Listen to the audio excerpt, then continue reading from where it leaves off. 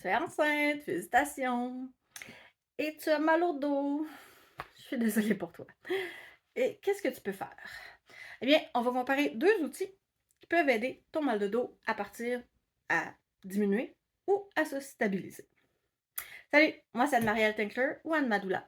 Je suis accompagnante à la naissance depuis 3 ans et j'ai aussi 30 accompagnements.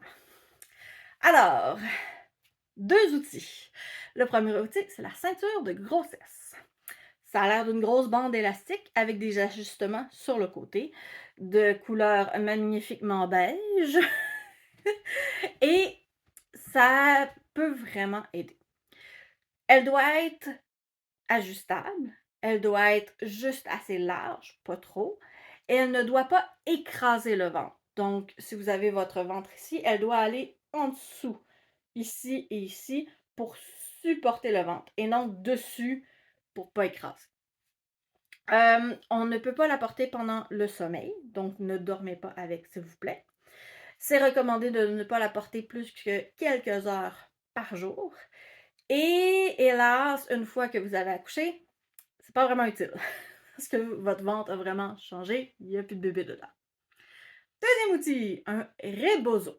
Un quoi? Un rebozo. C'est une grande écharpe mexicaine, souvent tissée à la main. Et ça enveloppe le ventre. Donc, ça ne l'écrase pas encore une fois, votre ventre est ici. Ça monte à peu près jusqu'ici. Et ça va vraiment jusque dans votre dos, un peu comme la ceinture. Et là, vous avez plusieurs nouages que vous pouvez faire. Ça n'appuie pas sur la symphyse pubienne, au contraire de la ceinture de grossesse, qui peut être un peu inconfortable en bas.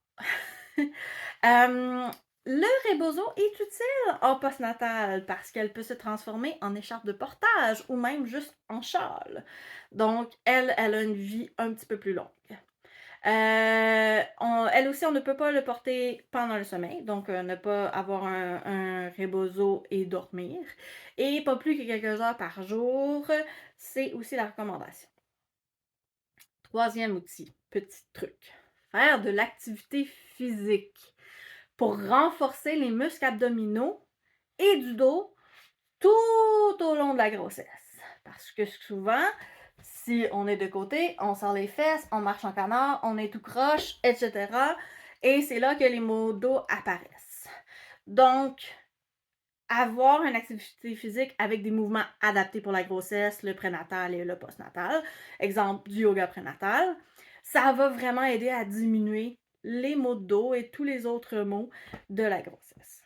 Donc, ceinture de grossesse, rebozo et faire de l'activité physique.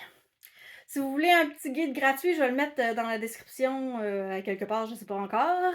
Et si jamais vous voulez un rendez-vous avec moi en tant qu'accompagnante à la naissance, je vais vous mettre mon lien Calendly.